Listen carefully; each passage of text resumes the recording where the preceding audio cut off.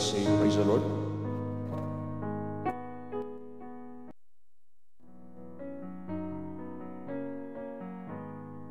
How great thou art, O Lord my God. Maraming salamat po, Panginoong Kristo, kahit naman sa umagang ito. Narito naman po kami muli sa inyong mga banal na salita upang magawa namin at ma-apply namin ang inyong mga banal na salita na nagsasabi, Blessed is the man that walketh not in the counsel of the ungodly, nor standeth in the way of sinners, nor sitteth in the seat of the scornful. But his delight is in the law of the Lord, and in his law doth he meditate day and night. Kaya napakabuti niyo po sa inyong mga payo sa aming buhay. Perfect talaga ang inyong mga payo para kami po ay ma-preserve kahit naman sa sanglibutang ito na hindi po kami magpakailan paman ma-deceive ng masamang espiritu.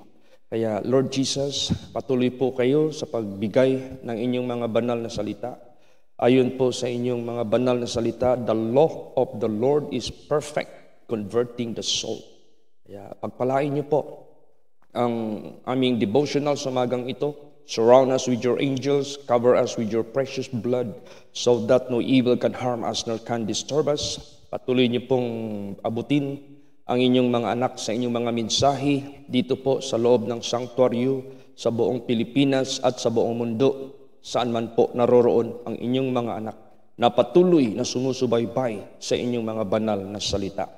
Marami pong salamat. Kayo po nagsabi, ano man hingin niyo sa aking pangalan ay ipagkaloob ko. In Jesus' name, Amen. Everybody say, praise the Lord.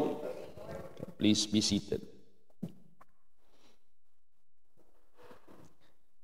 Let us read our Bible. Please read on Psalms 71, 15, and 16. Praise the Lord. My mouth shall shew forth thy righteousness and thy salvation all the day, for I know not the numbers thereof. I will go in the strength of the Lord God. I will make mention of thy righteousness, even of thine only. Praise the Lord. Ayan. So, hindi po natin malalaman how long it will take our preaching, our sharing of the Word of God, dahil hindi natin alam kailan tayo mawawala. Kukunin ni Lord Jesus sa sanglibutang ito sa kanyang pagbabalik.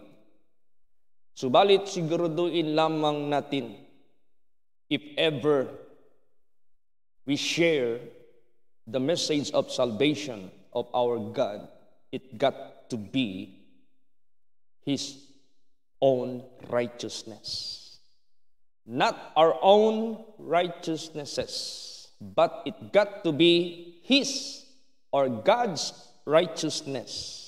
Kaya nga sinasabi dito sa verse 16, I will go in the strength of the Lord, I will make mention of thy righteousness, even thine only.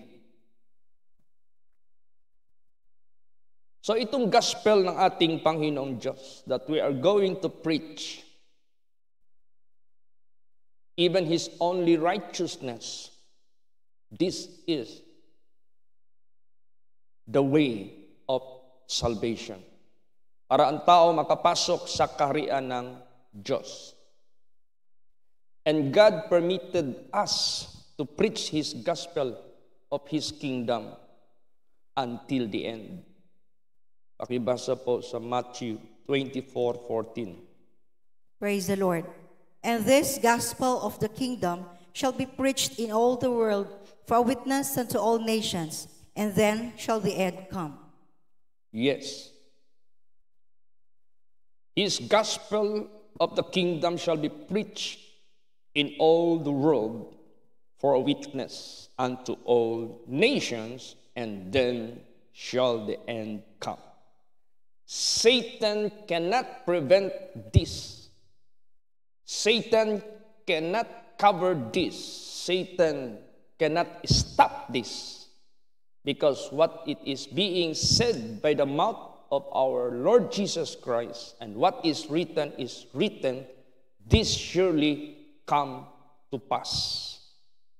At kinakailangan maging bahagi tayo nito.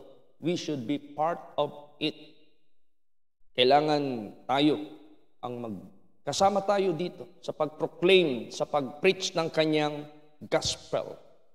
Not in our own way. Kaya nga sabi nga ni Paul, my speech and my preaching was not with enticing words of man's wisdom, but in the demonstration of the Spirit and of power, so that your faith should not stand in the wisdom of men, but in the power of God. Yan ang ibig sabihin dito na sinasabi ni David, even thine own righteousness only. Sa inyong katuwiran lamang, I will show forth thy righteousness. Sa iyong katuwiran lamang. So we cannot do by our own way. Kasi ang nangyayari kasi minsan, nagpipreach ang preacher, they are always looking to please men, not to please God. So, ang lumalabas sa kanilang bibig, it is enticing words of man's wisdom so that they could entice many members. They could entice more and more members. Para lang darami ang membro, gagawa ng sariling own way with the wisdom of men, no? Sa wisdom ng sanglibotang ito. Pero tayo, magbibigay tayo ng Word of God, magdi-deliver tayo ng Word of God, not in our own way, but in the demonstration of the Spirit and of His power, so that the faith of the people should not stand with the wisdom of men, but in the power of God. So, yung righteousness lang ng Diyos. Kaya, malalaman mo yung mga piki na mga preachers, piki na mga pastors, fake na mga propeta. Malalaman natin yan. Malalaman nyo yan. Ikumpara nyo sa banal na salita ng Diyos. Pag sila ay nagsasalita, hindi ayon sa katotohanan ng ating Panginoong Diyos. These are false prophets. Ang usual na ginagawa nila, they always said,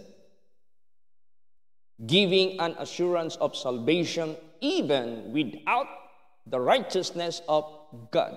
Giving assurance of salvation even without obedience to the righteousness of God. And claiming the grace of God, claiming God already paid for us, that is wrong. Mali yan. Kaya yan ngayon yung, alam mo, si Satanas, kung ano yung truth of God, gagayahin ni Satanas yan, hahaluan niya lang yan ng konting kasinungalingan, deceive na yung mga tao. Basahin natin anong sinabi dyan. While we are preaching the gospel of our Lord Jesus Christ in His own way and His own righteousness only, si Satanas naman, sasabay din yan mag-preach ng gospel, pero iba ang kanilang ipipreach. Basa Matthew 24:11 hanggang 13. Praise the Lord. And many false prophets shall rise and shall deceive many. And because iniquity shall abound, the love of many shall wax cold. But he that shall endure unto the end, the same shall be saved. Tingnan mo yan. What is the result of the preaching of the false prophets? Instead, stopping the iniquity of the people, lalo pa, nag-abound ang iniquity. Giving them an assurance of salvation, even doing iniquities. Telling the people that the righteousness of God, ang katuwiran ng ating Panginoong Diyos is no longer necessary. We have our own righteousness. We can do by our own.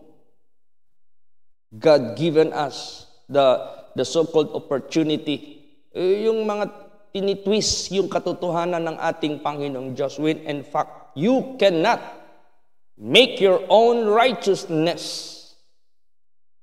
It is impossible for you to enter into the kingdom of God having your own righteousness. Because our righteousnesses is just like a filthy rag in the sight of God. Meron man tayong sariling katuwiran, katulad lang yan sa isang maruming basahan sa paningin ng ating Panginoong Diyos.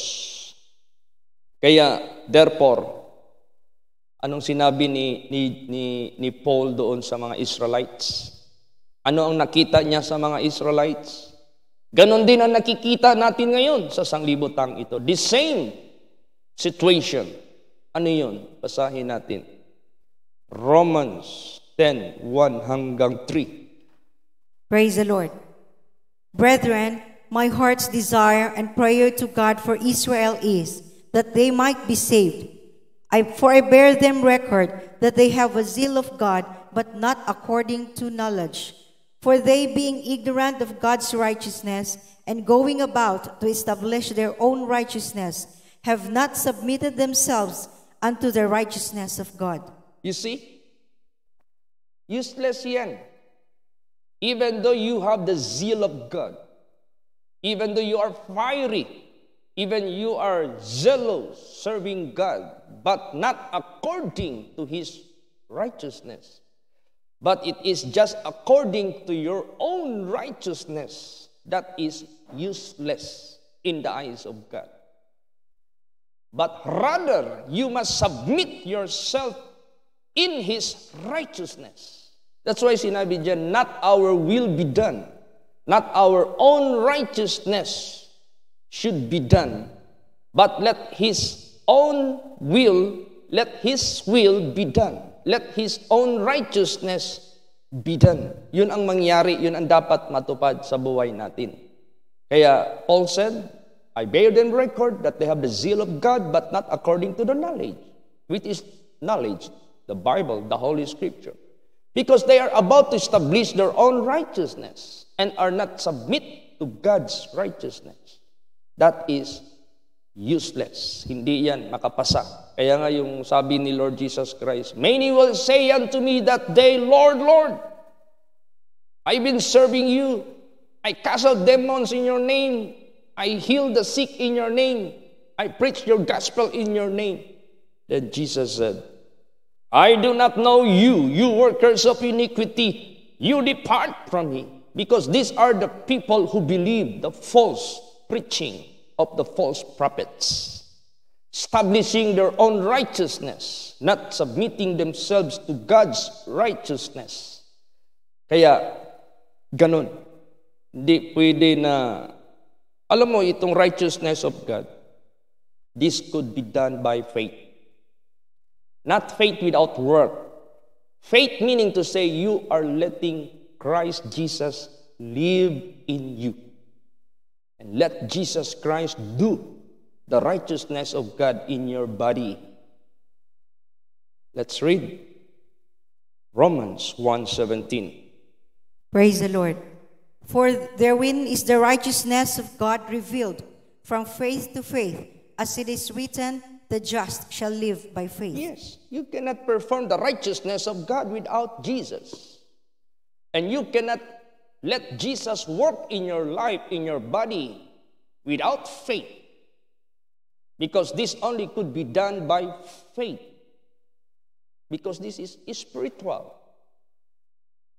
Ganon. So, therefore, the righteousness of God revealed from faith to faith, as it is written, the just shall live by faith. Yung buhay natin, makasunod lamang tayo sa righteousness of God through Jesus Christ by faith.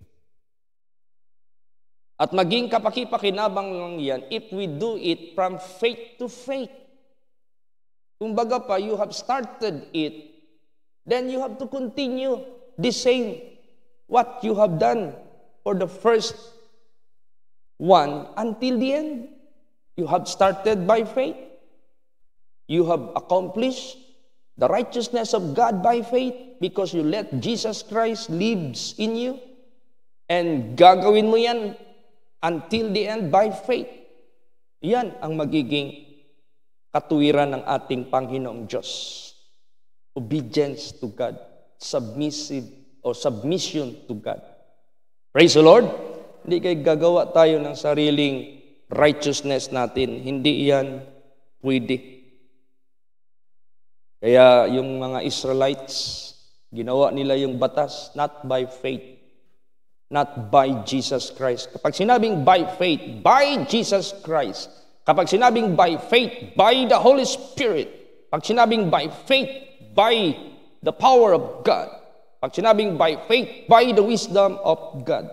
Pag sinabing hindi by faith, that is by your own righteousness. Pag sinabing hindi by faith, that is by the wisdom of this world.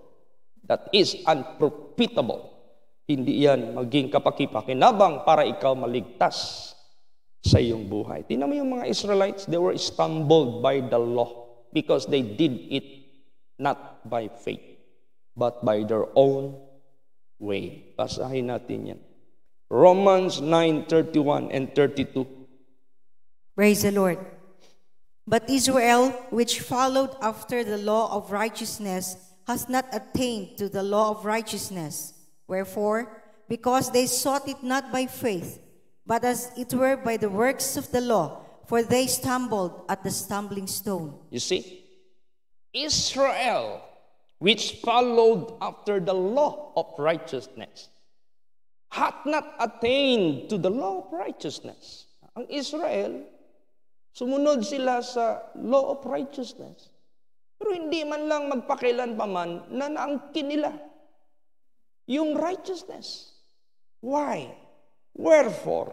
Because they sought it not by faith, but as it were by works of the law. For they stumbled at the stumbling stone. Without Christ, you can do nothing. Without Him, you can do nothing. By faith, because you let Christ live in you. Yan ang by faith. Hindi yung by faith na wala ng work. Merong karugtong yan. If you walk by faith, meaning to say you let Christ lives in you. Praise the Lord. Ganon ang by faith. Hindi yung pag sinabing by faith, zero gawa. Kahit lapas tanganan yung batas, hindi naman sa gawa sa batas ang kaligtasan. Who told you? Kaya nga sabi ni Paul, shall we continue in sin that the grace of God may abound? God forbid. Shall we violate the law because of the grace of God? God forbid. Don't you know by the law we learn His righteousness? That is our schoolmaster. But you cannot fulfill the law by your own self. No one can keep the law by yourself. Di mo yan magagawa. Through the flesh, it was weak. But through the Spirit, you can only fulfill that. Through the Spirit, through Christ, by faith. Full surrender to His will. Full surrender to His, dyan sa Kanya. Lord, kayo na ang masunod sa buhay ko. I will not follow the work of my flesh. I will follow your leading in my life. Live in me. Mabuhay ka na sa akin. Yan ang ibig sabihin yan. So that you may say, I can do all things. What those things? The commandments of God. The laws of God. I can do all things. I can perform all things. Obedience to the law of God. Fulfilling to the law of God. That's why Jesus said, I came not to destroy the law nor the prophets, but to fulfill. Because only Jesus Christ can fulfill it. And through Jesus Christ, we can also fulfill that. Praise the Lord. Pag ginawa natin yan sa sarili natin, that is useless. Hindi yan maging kapaki-paki-nabang. Dapat hindi tayo maglakad na dito natin makita sa sarili lang natin yung righteousness. Hindi yan pwede. Basahin natin yan. Philippians 3:9. Praise the Lord. And be found in Him, not having mine own righteousness, which is of the law, but that which is through the faith of Christ, the righteousness which is of God by faith. Yes. Laging nakakonect yung faith kay Jesus. Faith without Christ, that is useless. Faith alone, kaya minsan, tinitwist ni Satanas yung mga Holy Scripture. Okay, by faith na, not of works, lest anyone should boast. It is the gift of God. By faith, pananampalataya, maniwala lang tayo sa Diyos. Save ka na, without works, without fulfilling the commandments of God. Bakit pa tayo mag-strive para sa ating kaligtasan? Bakit pa tayo mag-struggle para sa ating kaligtasan? Ginawa na yan ni Kristo. Binayaran na yan ni Kristo. It is finished. Bakit pa nating dagdagan? Tingnan mo si Satanas, tuso, para i-deceive ang mga tao. Tingnan mo ng husto anong sinasabi ng salita ng Diyos. By faith, by Christ. Praise the Lord. Hindi kay by faith without Christ. Pag sinabing by faith lang at walang Kristo, ay hindi mo mapupulfill yung law. It is only Christ fulfilled the law. If you let Christ lives in you, you can also do as what He had done. Di ba sinabi diyan? He that believeth on me, the works that I do, shall he do also. And greater works than this shall he do. For I go unto the Father which is in heaven. What do you mean of that? Because we are greater than Jesus Christ? No. It is the duration. Jesus Christ just lived here on earth for a limited age. I might exceed His age. That's why you can do more than He done. Praise the Lord. Kaya, but lahat yan through Christ. Dahil sa ating Panginoong Hesukristo.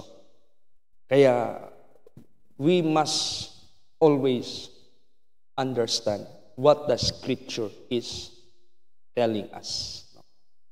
Beware of the false prophets who always twist the truth into a lie. Changing the truth of God into a lie. Changing the incorruptible God into corruptible. Tingnan mo yan, si Satanas. Pinalitan nila yung Diyos na hindi nabubulok doon sa mga nabubulok. Imbis God made man ang nangyari, man made gods. That's how Satan reversed the truth of God. So, dami pang mga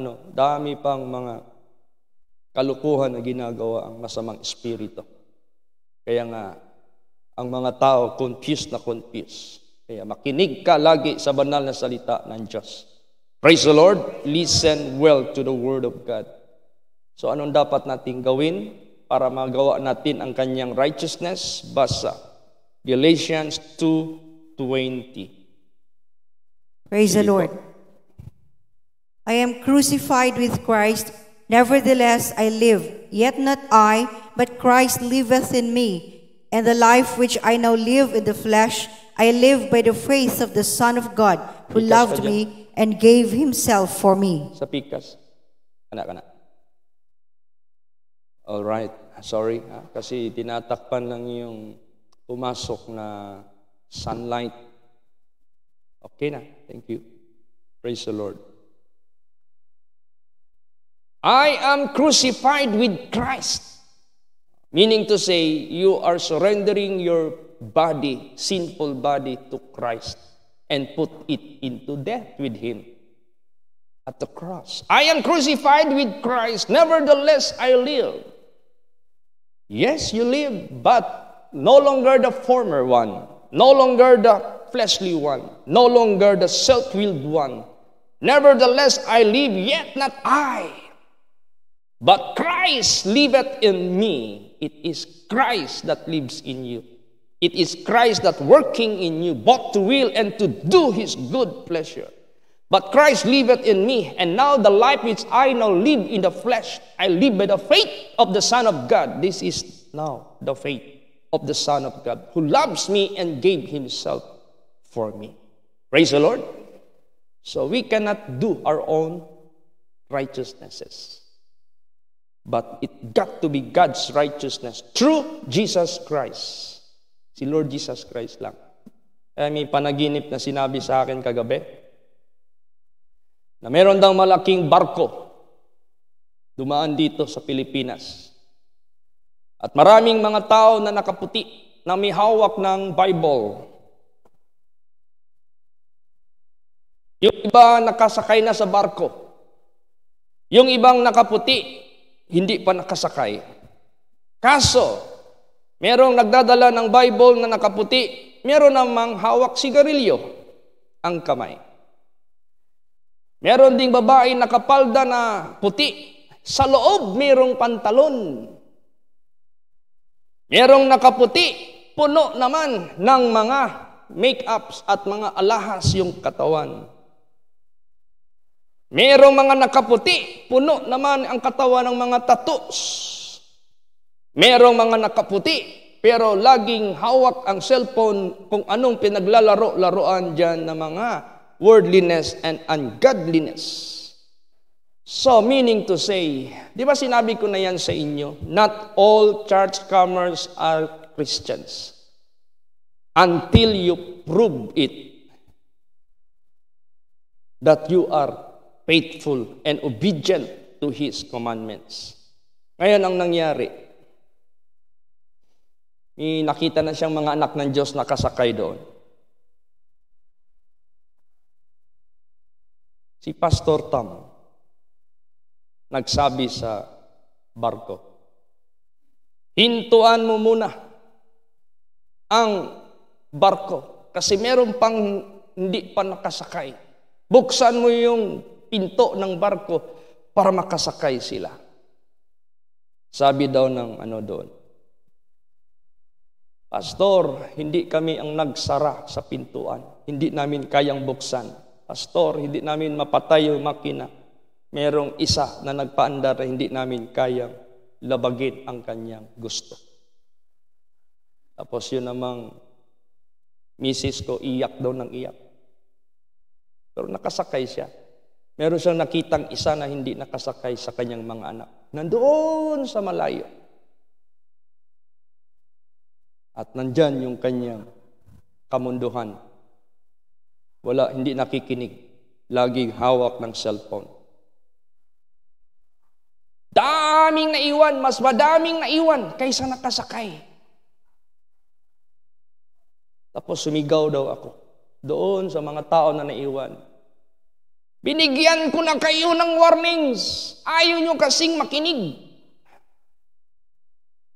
Maaga pa lamang nagbigay na ako sa inyo ng mga babala. Ayaw nyong makinig. Ayaw nyong maghanda. Ayaw nyong tumalikod sa mga kasamaan ninyong ginagawa. Tapos yung barko. Nakita doon sa barko, iba-ibang nationalities. Maniwala kayo sa hindi, marami pang mga nagsisikap na maligtas. At dahil dyan, nakapasok sila sa barko. Hindi lang tayo nagsisikap. Kaya nga si Lord Jesus nagsabi dito, do not prevent them kahit hindi sila kasama natin. As long as they are not doing against me. Ligtas yan sila. Kahit pa nandito ka sa holy place, gumagawa ka naman ng against sa ating Panginoong Hesukristo, so you are not belong to the kingdom of God. Kaya warning ito. Praise the Lord. That will be the situation if we do not take heed to the Holy Spirit. Makinig tayo sa Holy Spirit. We must be obedient to the righteousness of God. We cannot claim salvation by our own righteousnesses. Hindi na tayo pwede makakaangkin ng kaligtasan sa ating sariling righteousness. Yung sariling righteousness, yun yung mga taong matitigas ang ulo. Ayaw magpasubmit. Kaya therefore, unahin natin ang kaharian ng Diyos. Hindi lang yan, merong connecting word. Basa. Matthew 6:33, last verse. Sige po. Praise the Lord. But seek you first the kingdom of God and His righteousness, and all these things shall be added unto you. Yan. Praise the Lord. But seek ye first the kingdom of God and His, not our own righteousness, but His righteousness. And all these things shall be added unto you. Bahala na ang Diyos paano tayo niya iligtas sa masamang mundo ito. Kaya you cannot have the kingdom of God without His righteousness. It got to be by His righteousness. So, kailangan natin huwag mag-establish ng ating sariling. Kaya yung mga naiwan, yun yung mga nag-establish ng kanilang righteousness. Ayaw nila yung holiness ng Diyos. Ayaw nila yung righteousness ng Diyos. Ayaw nila yung kalinisan ng Diyos. So, nagtatago sila ng mga kasalanan. They are behaving themselves dishonestly before God. Nakaputi, may Bible, may hawak na sigarilyo. Nakaputi, may Bible, nag-iinom pa rin ng mga makalasing. Nakaputi, may hawak ng Bible, meron pa rin lasto na resibo sa kanyang kamay. Nakaputi, merong hawak na Bible, babae, pero sa loob, nandiyan pa rin yung pangpantalon. Nakaputi, may hawak na Bible, merong mga tattoo sa katawan. At nandiyan yung mga aritis, yung mga kamunduhan sa sanglibutang ito. Nakaputi, pero maitim ang puso. Hindi ka talaga makapasok sa kare ng Diyos. Yan ay binigay ni Jesus na another warning. Kahit marami kang tato, kung magpakumbaba ka, kayang burahin niya ng Diyos sa kanyang paningin. Kahit ano pang bisyo mo sa sanglibutang ito, ano yung mga lapses mo, kaya kang patawarin. If you listen. So, ganun. Warning yan. At maging totoo yan if you do not take heed to His warning. Katulad ba sa nangyari sa Sodom and Gomorrah? May warning. Ayaw makinig, natuloy. Sa panahon ni Noah, may warning, ayaw makinig, tuloy yung kapahamakan. Kaya, salamat tayo sa ating buhay na Diyos.